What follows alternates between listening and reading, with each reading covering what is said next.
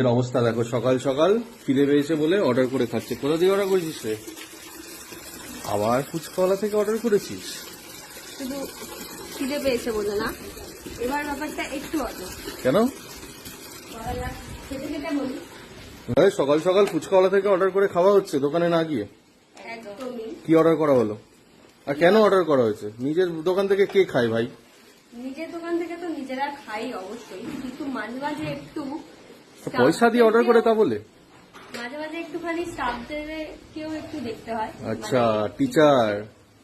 তো ওটা দেখার জন্য তো একটু ওদেরকে না জানিয়ে অর্ডার করতেই হবে। আচ্ছা, মানে স্টাফরা জানে না যে তুই অর্ডার করেছিস? একদমই জানে না। এরকম ব্যাপার। কি অর্ডার করেছিস? নর্মাল অর্ডার এসছে একটা নর্মাল কাস্টমার হিসেবে।